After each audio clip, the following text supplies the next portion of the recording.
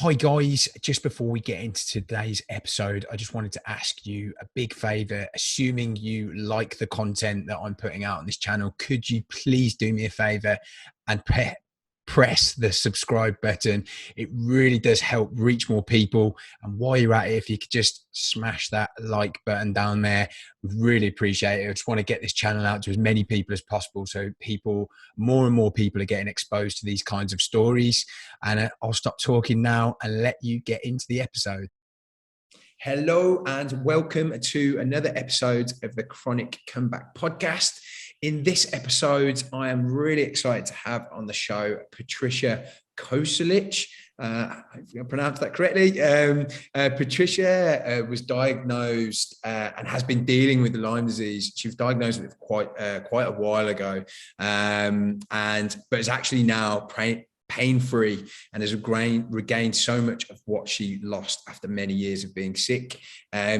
Although she considers herself not 100% recovered, I guess who is, she is in so much of a better place now and has actually created a play based on chronic illness called The Great Imitator. It is designed to change the way we view healing, build community, mobilize advocacy, and fundraise through storytelling. The play is inspired by her own lived experience and a series of interviews with patients, doctors, loved ones, and advocates. So I'm really excited to hear about that, but I'm also initially so excited to hear about the story that got her to the place that she's in today. Thank you so much for coming on. Thank you so much for having me, Phil. It's great to meet you.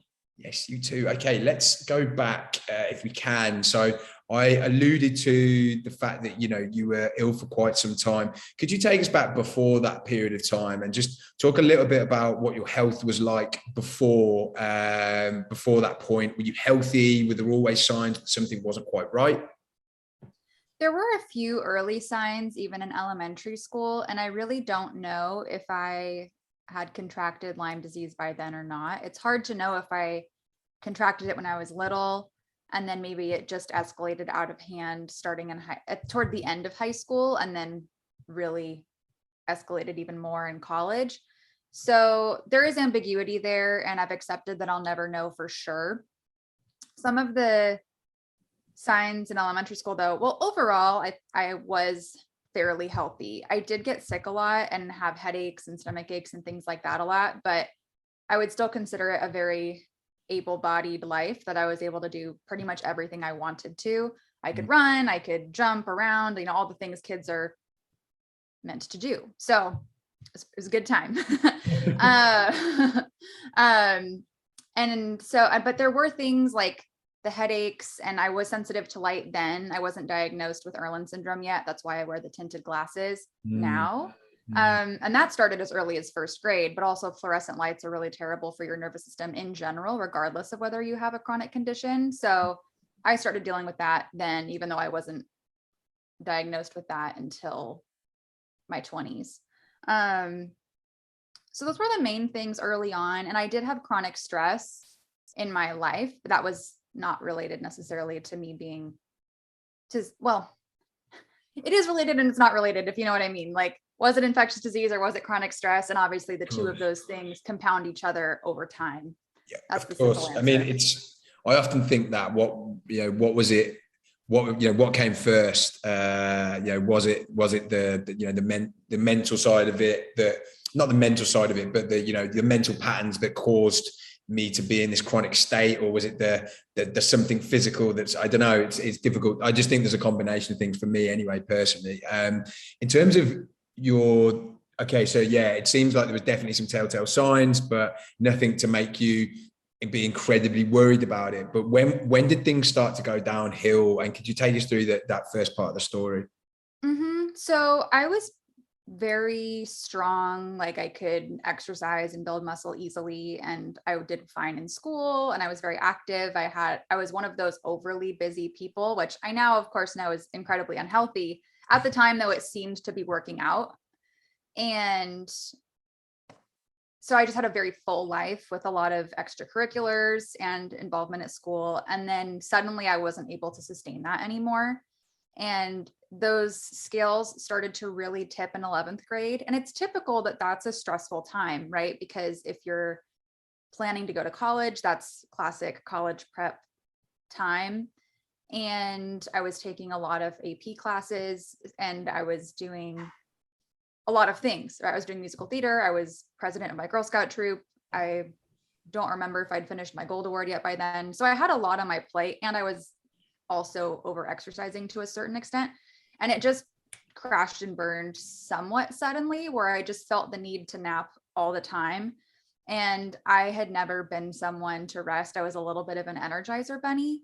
And so it was, and that was actually really annoying to me.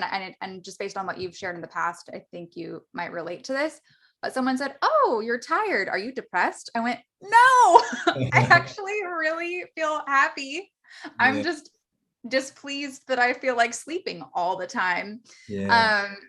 And I, in rehearsals, I would want to just lay down and go to sleep. And I had a hard time sitting up straight and staying that way. And I had really severe headaches, and then my whole body started feeling fatigued and in a lot of pain all the time. And so one of the main signs was that my legs started to feel really heavy. It felt like dragging lead or wood blocks around. So walking around became really exhausting. And I used to be that person that would make fun of people who didn't want to walk across the room to get the remote or to drive. And it's I've learned now there are problems with that when you're like, "Oh, you won't walk, you won't drive across the parking lot." And I'm like, well, now I understand like that can be a challenge, and it's not appropriate to shame, but I was totally the person that would shame people. And then I was like, actually, I can't even just get out of bed. Right. So, that was the main indicator that there was a problem. And I did start to have a lot of memory and cognitive issues. So I would lose my train of thought constantly. If I was reading for school, I would probably have to reread a page 5 times. I could never concentrate. I was constantly zoning out and staring at walls. I don't think I had quite started to lose my ability to recall words yet, but that happened later. And all of those things were just my brain wasn't working.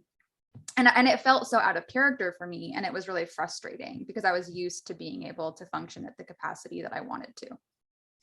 So over what period of time did this, I was going to say escalate, but I guess it's almost the opposite of escalating, because it's, everything's getting worse. Like over what period of time did you go from being someone who's like fully functional to where you were at then?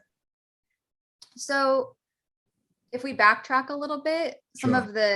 of the signs that started coming up earlier are in 8th grade in track, and then in 9th grade also in athletic related activities. I started experiencing knee injuries. And that may or may not be related, but that was when I think I sprained my ankle 4 times in 1 year, and I almost tore my ACL. So it was just like I could never recover.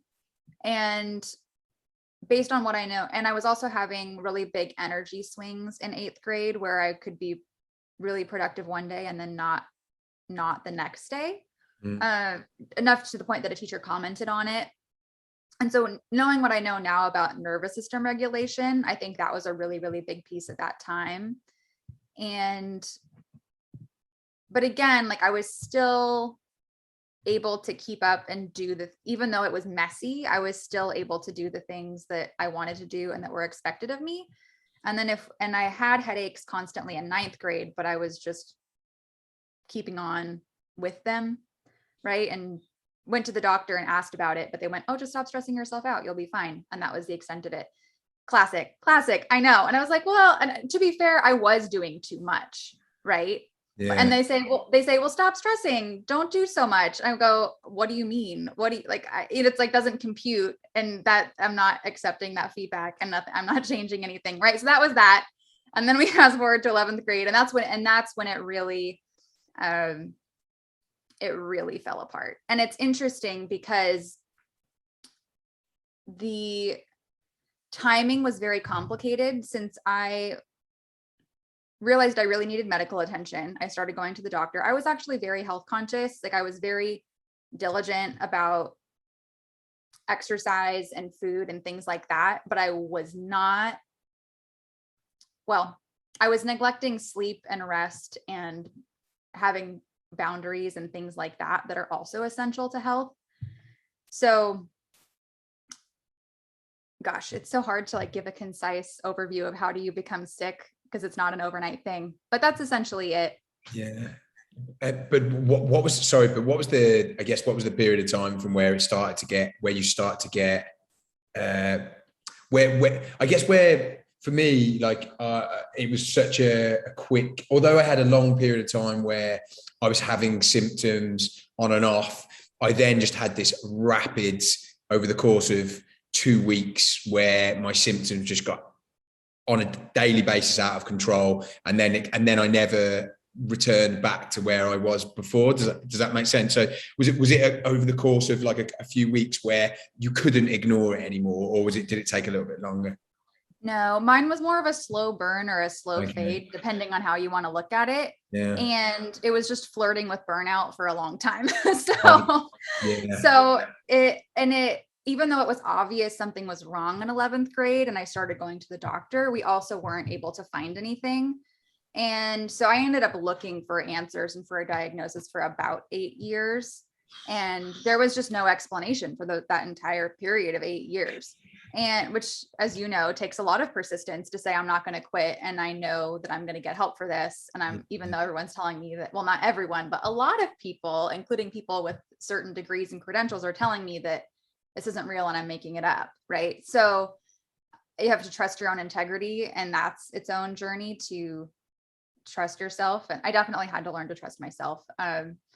But in 11th grade and 12th grade, I started backing off a little, but I still was doing too much. And part of what made it so complicated was that I had started identifying severe symptoms and seeking medical attention months prior. And I was coming home from blood tests and then got a phone call that my father had passed away unexpectedly. And so even though I was clearly sick before he died, because it happened the same year, from then forward, most doctors would ignore everything else I told them and just say, oh, it's grief, see a counselor. And it was really, really, and I've learned now that it's so common that it doesn't have to be a death, but it could be something else, like you're a new mom or you're doing a PhD or whatever you're doing. They find a reason to say that's why you're having these issues. And so because he passed away, I was able to get a little bit of leeway about missing more school. And I had a little bit of grace about taking breaks to a certain extent, but I still didn't really slow down. And then I went to college anyway, because we had no explanations. And then I actually took a summer job in Japan, and it was there that it really started I was exposed to a lot of mold in that environment. And also I was speaking to people that lived there, and they were saying that for whatever, I was contracting on a military base, and something that came up was that they were saying all of these people who had traveled all over the world for their jobs, for whatever reason, when they ended up in this specific region of Japan, these people would get sick. Like people, like really strong, healthy, fit people who never got sick when they went to this place. Is it mold? Is it something else? I don't know. But that was where it went even more downhill, to the point that I really thought I was dying. And it just was a disaster. Plus being away from my support system in a different time zone, and working fairly full days, like all of that that was the first time I took a medical leave. So we ended up receiving permission for me to go home a month early, because it was just, my health was failing. And then we did a bunch more tests. Nothing was found. And then I went back to my second year of college anyway. And then I lasted one more semester, plus maybe a month or so of a semester. And then I took a college medical leave and was out of school for a year. Still didn't have a diagnosis. Went back to school. And then maybe a semester later, I was diagnosed with Lyme. Were you consistently going back to, I guess, traditional medical doctors? Did you ever start going down a more functional route to get a diagnosis? Or because I kind of kept going down what I'd been raised upon, which was the normal medical system. Was it like for you?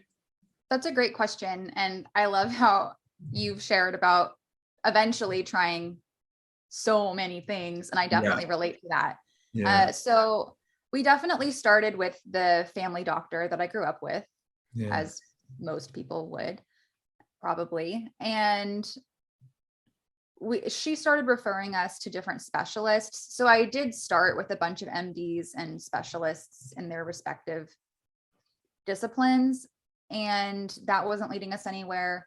I was fairly health conscious, though, as I mentioned before, fairly young. And so even though I wasn't really alternative or woo-woo, I was very interested in nutrition and things like that. And I was, without realizing the culture of wellness, I was a little bit of a fit for that, because I really, really was resistant to accepting a prescription that would cover a symptom. Like and that was offered to me a lot, like, oh, take this that might cover this symptom. And I went, well, do you know what's wrong? No. I go, well, what's this going to do? Well, it'll make this maybe make your pain a little less. And I always said no. I would refuse to fill it. I wouldn't take it. I was offered an antidepressant at one point, and I said, but I'm not even depressed. And like, we know that. I'm not going to take it. And I just refused all of, I was like, if you can't tell me what's causing this, if we can't find the root cause, I'm not going to take your drug. And that's obviously a choice for everyone to make. And sharing that, I don't mean to, everyone knows can decide what's best for their body. And if that helps them, then obviously I think they should need to do what's best for them. That was just what I decided was best for me. And I started looking at nutrition, and then I got into personal development in high school, actually, and did quite a bit of personal development and as a teenager, really. And then had, I think, probably the most, even though it's not health specifically, some of the more woo stuff was when I went to college. I did a leadership studies minor, and that involves a lot of reflective practices and writing and reflective writing and circles and things like that. So I was into that really young, and I'm trying to think, somewhere along the line, somehow that introduced me to other avenues of maybe more alternative health. And of course, that's such a big world, because there's really alternative, and then there's not really alternative. Like, like acupuncture's mainstream now, and like Eastern medicine, I don't think should be called alternative. It's just a lot of things, right? So does that answer your question? Yeah, no, it does. It does. And so I guess going to the point where you got that diagnosis after it had been so long, what did that do for you? Because I think a lot of people can be searching for that. Finally, they've got a label, and then actually then they start looking at that label, and when I looked at Lyme disease after thinking, this is what I've got finally. And then I just read all these stories and negativity about there. And I was like, well, this isn't a good thing to have. What was it like for you? I was thankfully pretty shielded from all of that. Okay. And was partially on purpose, and partially because I was fortunate enough that the first Lyme doctor I saw said, hey, stay out of the Facebook groups, stay away from this and that. It can be really toxic. So I didn't even start. I never got involved.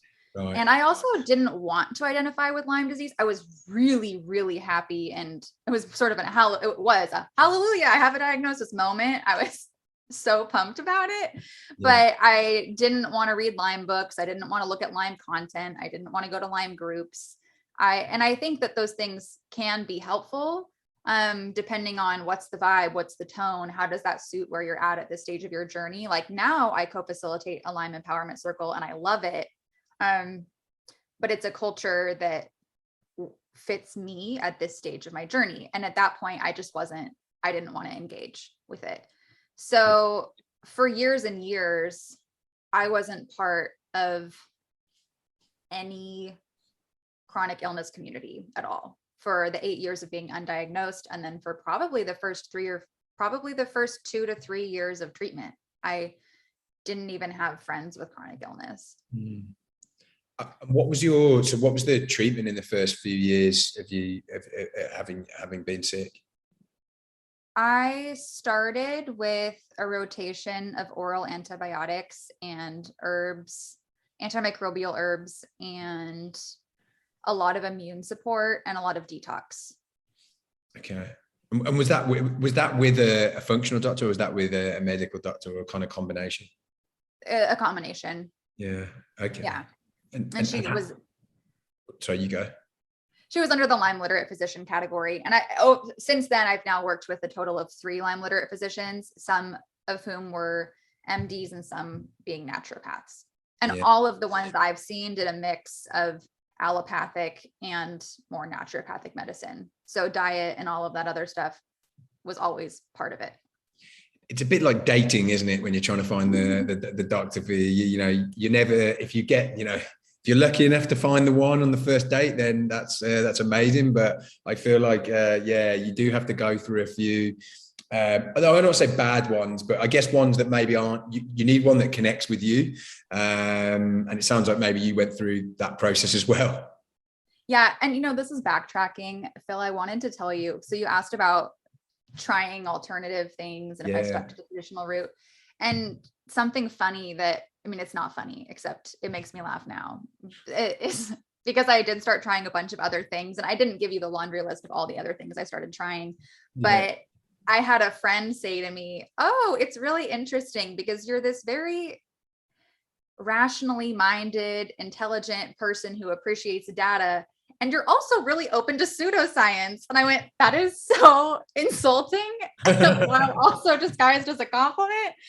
And that's just the kind of thing that you get with, I don't know if you got that. I feel like that's well, I think people just think I'm a weirdo because I will just try anything. But I mean, it's outside of what, you know, my friends, it wouldn't make sense that I would come and go and do these weird things. But now, because I've gone and done that, I actually will also try other weird things that aren't just for my health, that are for my mind and stuff like that. And I've just gone, I'm off on and I just want to experience like these new things. So I try a lot of weird stuff. So name the top 3 kind of craziest things you've done. Well, I relate to what you just said, by the way.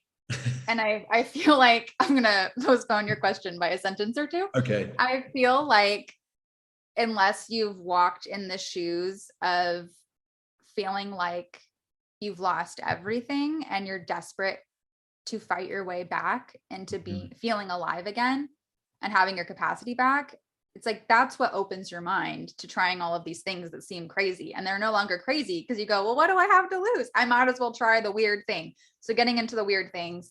I mean, this one's not woo woo, but I do coffee enemas, and nobody who in their right mind would ever want to do that. No one, no one.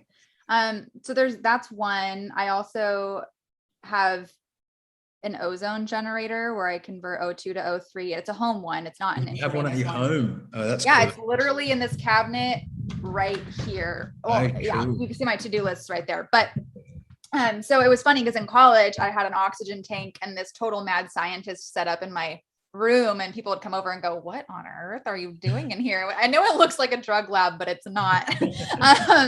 So there was, and then as far as more alternative, I mean, I tried distance healing at one point, and people definitely thought I was weird for doing that. What distance healing? Is that like energy? Is that energy healing? Like, I think she was an energy healer, but she didn't call it Reiki. Okay. So like we didn't even have to be in the same room, but this woman claimed to be able to clear subconscious limiting beliefs and stuff. And someone recommended her, and I was like, sure, I'll try it. Nothing else is working. And you know what? I mean, some of the stuff she wrote and sent me was pretty weirdly spot on. And I was like, okay, well, I'm suspending belief and disbelief. I'm not really sure, but we tried it. And that's probably the most woo-woo thing that I did. But I'm trying to think. I'm sure there are others. I'm just not thinking of. Maybe I've blocked all the weirdness in my filter. I guess I probably shouldn't have. I think I shouldn't have said it, the craziest things, that like more just like, there's the things you try when you're at, I do coffee enemas as well. And weirdly, like I start because it feels like you're like, it's going to sound a bit too graphic, but you feel like you've just been cleaned out afterwards and you actually feel like fresh. afterwards. When I first was doing it, honestly, I got prescribed it and by my practitioner, and I was like, it took me about 3 weeks to get the confidence to actually just give it a go. And then like now I just would do it on the like regular, like it wouldn't really bother me too much. It's funny when I see the look on my friends' faces when I tell them what I'm doing. And anyway, I'm oversharing, sorry. Well, it's not oversharing to me because I think we all do the same thing. But so going back into your story, so you had 2 or 3 years of antibiotics, but with antimicrobial, I didn't pronounce that correctly, herbs and stuff like that. How were you feeling like after 2 or 3 years? Were you making progress? I definitely saw progress. I still was in a lot of pain and I was still fatigued, but it was better. And it's interesting you said 2 to 3 years and not 1 year, because I think a lot of people want to know after 1 week, how are you feeling? I'm like, not good. The same, you know? So after 2 years, I definitely saw a shift. I think I was maybe 6 months to 1 year in when I had a moment where I you know how it can be rare to have that benchmark moment where you say, this is a change. So I had this moment where I was standing there looking out the window and thought, oh my gosh, I feel like this is a survivable amount of pain. I don't want it. Obviously, I hope and believe and pray to recover from this. And at the same time, this feels like the threshold where I could still have a really meaningful life, that I can maybe have some hope of taking care of myself and deal with this. And that was, like I said, somewhere between 6 months to 1 year in, but it was still really, really, really, really painful. And then 2 years in, I'm trying to think. I think it was about 2 years in that I was graduating from undergrad and went straight into a master's program. And there were definitely changes throughout, like every 1 year mark. It's hard for me to measure how I feel physically. I mean, now it's easier because I actually feel good a lot of the time, which is really great. Prior to that though, it would go, well, it's hard to, on a pain scale, how much less pain am I in? And it would be hard to see a difference.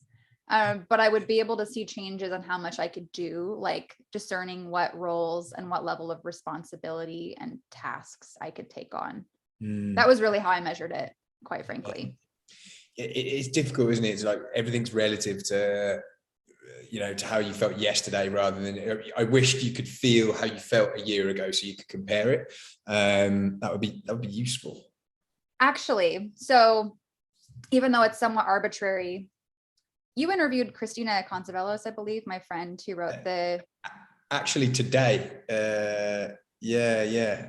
Oh, no way. Okay. So I love Christina. And she wrote the Begin Within Today journal, as you know. And it's funny because I pulled it out the other day and I happened to open to an entry that I wrote in February, which was about 9 months ago. And I looked at the page I had written that day and the page I wrote 9 months ago, and the arbitrary pain and energy scales I had given, and they were literally flipped. Really? So I had put pain, I want to say around a 6 or a 7, and energy at a 2. And then that day I had put, and I felt like that was a day where I actually had a tiny bit of pain. So I wasn't even at my best. And I had put pain as a 1.5 or a 2 and energy as a 6 or a 7. I went, wow, that's great. Yeah. What can change in 9 months? And again, this is like a bad day. Yeah. So that was pretty exciting. I definitely like the thought of the journal. I think I need something like that. I think that'd be useful. So at that point you're getting markedly better every year. What else were you doing? I think I mentioned, what else were you doing in addition to the stuff you'd already mentioned? Was there anything else that was key for you that really helped you? There were a lot, and I'm sure I'll miss something, but I did cavitation surgeries within the last year, actually. So I Okay. had an infection. I had 3 sites that were infected. So we had to remove parts of my jawbone. And there was a whole thing cleaning it out with ozone and then putting plasma in and then sealing it up. Your face. Yeah, no, I'm just, my tongue was just going around my teeth then, just like, God, my jaw. Yeah. Yeah, it's unpleasant. Sorry to. Oh, it's all right. I just feel for you. I could just feel it in my jaw. Yeah, well, it's really common actually for people with Lyme to have infections in the mouth, which is Mhm. interesting. And I had perfect teeth when I was a kid. I didn't have a single cavity in my youth. And then randomly in my 20s, I started getting multiple cavities every visit. And I went, this is so weird. I don't eat sugar. I brush my teeth. And I used to never have a single cavity. What's going on? And so I switched to a holistic dentist, and he uses ozone and things like that in his practice. And also looks at Eastern medicine and meridians and things like that. And he said, let's just look into this because it's not normal for you to have this many cavities. And then he found the infections. So, Mm. um, 2 of them were where I had had my wisdom teeth removed, and they say that it shouldn't become infected as long as you do certain things. But in reality, at least in the holistic dentistry world, they say that a lot of former wisdom teeth removals and root canals will develop these types of infections. And then I also had one other area where I had split my chin twice when I was a kid. And the infection there happened to be near where that happened. So it's possible that maybe something moved a little bit when I split my chin, and maybe there was a pocket or something, and maybe that's how the infection started. I don't know. But I did, it's so hard to argue cause and correlation, but I definitely did feel more energetic a couple months after the surgeries. So Okay. that's something I did. And I did intravenous ozone, 10 pass ozone a few times, in addition to the home ozone. And the detox routines were really important. I've heard you talk about detox pathways. So that's really important, both through activation with herbal synergies and then also with infrared sauna and rebounding, jumping on a trampoline, and just Okay. movement, things to get Yeah. lymph flowing and dry brushing, all that kind of stuff. Mm. And I'm trying to think of what I could be missing. I've done, I did somatic experiencing and then transitioned into organic intelligence, which is a type of nervous system retraining that most people haven't heard of, because most people have heard of Gupta and DNRS. Yeah, I I'm haven't heard of doing, that. What is yeah. that? So organic intelligence focuses on being gentle with yourself. Just writing this And down. Hold so on. go for it. And I can always send links later. So it's about being gentle with yourself and orienting. And so it's not, how it differs from some other approaches is it's not necessarily as structured of do this, don't do this, like you must have this schedule. It's a lot more relaxed. So the reason it was appealing to me was that the practitioner who recommended it said, she went, oh, there's this course online. I went, I don't have the capacity to commit to a course right now. And I already have too many other things I've committed to. And she went, well, what's great about this is you can literally just play it in the background while you do other things. Mhm. And that's better than not starting at all. And even if it seems like it shouldn't be doing anything, your system will start to pick it up and make tiny shifts. She goes, and then as you have the capacity and the interest and the natural impulse, you can become more and more engaged with it. And so I started out that way, just listening to it in the background, and then got to where I was like, okay, I can wrap my head around, because they go in cycles, an on cycle, a break, and then another on cycle. And so, and mind you, this is my current learning perspective, not a practitioner's perspective. And I want to be really mindful of that. Like what I'm saying may not be textbook accurate. It's me and my current understanding of it. Yeah. So, but I did notice that, reading it and like kind of passively engaging with it the first cycle, I still saw a lot of shifts in my life, like just feeling more at peace, not feeling as stressed out. And then the next cycle going, I didn't think I had really integrated anything from the first cycle, but the second cycle I went, oh my gosh, actually now this is clicking now because it's my second time seeing it. And it's just like, it's like a very gradual process of change as opposed to, and it's nice because it doesn't have to be perfect and it's not overwhelming. And I am seeing changes. So I really like it. Some of their slogans, if you will, are the job is enjoyment. So a lot of it, and you see this in the nervous system world in general, but a lot of focus on how do we orient to pleasure and also just being in the moment. There's a lot of mindfulness in it. And again, like ease, compassion, gentleness, things like that. Awesome. And where would you say you're at today? Like with your health, you mentioned that most days you feel good. Like, yeah, how are you on a day-to-day basis at the moment? And are you still working on a lot of these things? Do you see is a goal for you is for your health to get to another level from where you're at now? So of course the goal is to always up level and to always grow, of course.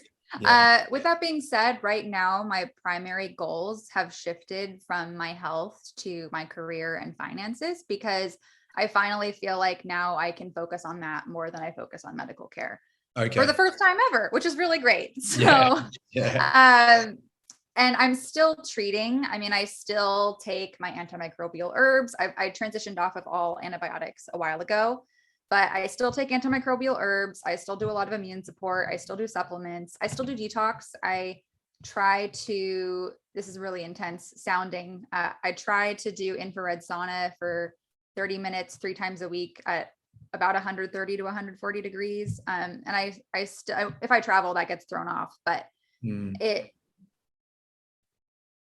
things like the nervous system retraining and things like that are still part of my life, but because I've been doing them for so long, they don't demand the energy that they used to, because once you get used to something, it's easy to maintain. Yeah. When it's new, it can be really daunting because it's learning something new. So yeah, for me, it's mostly maintenance at this point and just maintaining a healthy lifestyle and then shifting priorities elsewhere for now. I'm sure I'll ramp up more treatment and dietary changes again in the future.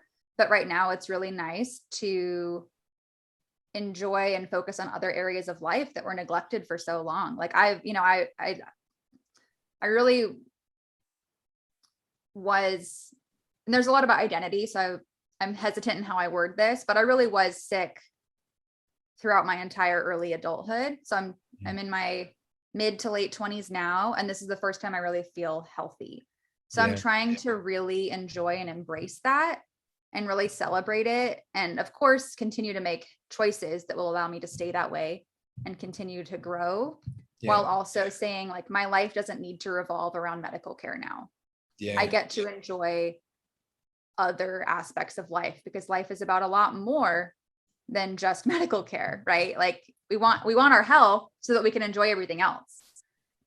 Absolutely. I'm excited for the day where it's almost like it sounds like you've got your health on autopilot a little bit, not necessarily on autopilot, but on something where, you don't have to think about it at the minute as much anymore. And now you can focus on, because you're being in your 20s, your 20s and 30s, you do want to be focusing on stuff that's going to energize you and excite you and you can be proud of. And I guess we'll go into that. I talked about at the beginning of the podcast that you've devised your own play, which is amazing, and it's on chronic health, which is even more amazing. Can you tell us a little bit about that? Like what is the play about? What is your goal and intention behind it? Yeah, thanks for asking. So it was the product of my master's capstone. It was an applied project. I grew up doing musical theater, and then when symptoms interfered with my ability to perform, I shifted into playwriting, and it was a good fit to do the integration of advocacy and theater because I also had a community organizing background separately. So it was Inspired by a lot of things. Like I said before, I hadn't identified with the broader Lyme or chronic illness community. I hadn't connected with it yet and hadn't wanted to identify with it. As much as I celebrated that diagnosis and label, I learned to work really intuitively with different levels of healing and whatever was coming up for me emotionally during any given time. It was like, okay, well, this is the next layer, physically or emotionally, actually. It's like, this is the next layer coming to the surface. I'm going to address this now. And then once that layer has been let go, like we move on to whatever comes up next, right? And so I had always, for most of my life, advocated for issues and causes that I had not personally experienced. And so it was actually a really, really big shift to say, I'm going to, and really with advocacy, it's most effective if you advocate for something that you're personally a stakeholder of. Yeah. And so, and that was my master's degree was in a graduate school of peace and justice, just for context. So I was in the world of, you need to be, it's really great if you're a stakeholder, or you at least need to have a really, really solid partnership and collaboration with stakeholders, right? Yeah. And so I went, okay, well, I guess I got to be a stakeholder. I guess we'll talk about Lyme disease now. And so that inspired the play. A bit of an artistic backstory is that I wrote a monologue in undergrad that actually inspired the rest of the play. But aside from that, I didn't really feel inspired or have a clear idea. It was more of I'm going to organize this and lead this and design this project from an impact perspective, but I really didn't know what to say about it or how to make it engaging to an audience, because something that I think is challenging when talking about something like chronic illness for me is that it's so easy to slip into a lot of negativity, of lack and scarcity, of these are all of the things I didn't have. And there are a lot of things to be angry about. It's totally fair. And then at the same time, it's like, okay, but I'm going to be a much healthier person and a happier person if I focus more on the gratitude and community and connection and all of those other things we learn to cultivate. So starting out, I wanted to make the play really collaborative and, I'll spare you all of that. Anyway, it evolved into something inspired by the vagina monologues, which is this, have you heard of it? I haven't watched it, but I have heard of it. Yeah. Okay. So the taboo name, of course, is a thing. And what not everyone realizes about it is that Eve Ensler, the playwright, she conducted a bunch of interviews with people with vaginas about their experiences in life, and then created these monologues based on real interview transcripts and put together this piece that's very political. And it fundraises for survivors of domestic violence and sexual assault. And they've raised billions of dollars worldwide. And there's this niche subculture of people of these enthusiasts who either do the show every year or they attend the show every year. So in a lot of major cities, you can find multiple performances of this every year in February, which is really cool, actually. Like, to me, it's really cool that they've fundraised that much for survivors. I think that's really great. So I thought, okay, well, that might be a really effective model to advocate for Lyme disease. And so that's how I decided to write the play and use it to educate and build community and raise awareness in a way that's a lot more entertaining, because I had been to a lot of lectures at research centers and they really weren't that accessible to anyone who wasn't a doctor or a researcher. So even if you wanted to bring your friends and family as a patient, you might be lucky and have someone who's willing to go to something like that with you, but they're not going to walk away with many tangible takeaways about how to understand you better. Really for you to understand each other and love each other better, which goes both ways, right? And how to communicate about the experience of chronic illness. So I thought, well, that's something we can do through story, and we can also make parts of it funny to lighten it up. So it's a little bit more, it's more of like going to a play for some people could be a normal Friday night activity. Maybe not for everyone. Sure, I'm a theater kid, I'm biased, but some people do that for fun, right? So it's a little more fun. And gosh, can you, I could just talk about this forever. Do you want to redirect with another? No. It's great. It's great. I think it's really interesting that you're doing something that's a passion for you. You know, it's something that's obviously clearly plays to your strengths, but also you're telling a story that a lot of people need to hear, and that you're raising awareness and money at the same time. And I feel like that must be super fulfilling for you in what you're doing. When is it out going to be out there? Is it already out there? Like, where can people see it? Like, could you give some more detail on that? Yeah. And we did a Zoom reading when a lot of theaters were shut down in 2020 and 2021. So May of 2021, we did an online Zoom reading, which was great.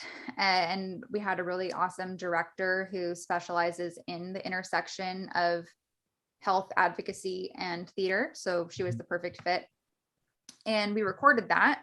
It's now available on my website.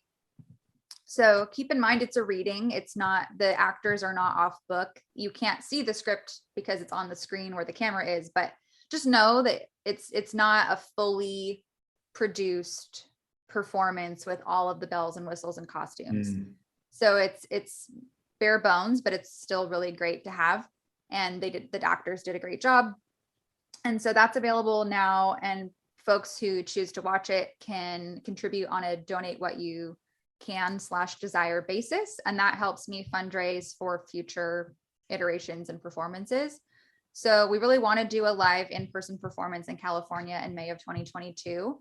Just something that I'm dealing with now is, as theaters open up again, there are still some complicated logistics. And one of the ones I haven't quite reconciled yet is that because in the Lyme community, so many Lyme patients are not receiving the vaccine. And I don't want to make too much of a political or health comment on that, but I think it's important that people be allowed to have a choice. And I really believe in honoring that. And so we have, I would say, a strong percentage of the Lyme community that's not getting it. And I don't want them to be banned from going to the performance. That does not feel good to me. It's not an inclusive practice. I mean, we talk about inclusive practices, and it's great if the person leading the charge is a member of that community. And then also, if you have practices or policies that directly exclude the community you're directly serving, then that's also a huge flag. And so it's not something I feel good about. And I haven't figured out what offering the play to people is going to look like with that in mind. So I'm looking for places to host it. It's just a question, and we're just living the questions. So we might end up filming, and what might end up happening is filming a professional production and then just making the video available instead of doing live in person. Awesome. Well, I'm sure people will want to check that out on your website. And please let us know. Be happy to share it on my Instagram. I'm sure other people will, when it's either a live production or you get it out there on video. Thank you so much for sharing that. I guess just my final question to you is, for someone listening to this right now who is thinking, that they're never going to get through what they're going through, that they can only see the dark times ahead and they can't see the light at the end of the tunnel, based on what you went through, like, what would be your advice to them to get through these times and to know that they can have a better life at the other end of it? There's so much, and it's hard to boil it down. I would just say that it's so important to listen to yourself and to love yourself, and to not give up. And I think a lot of us figure out how strong we are when going through something like this. And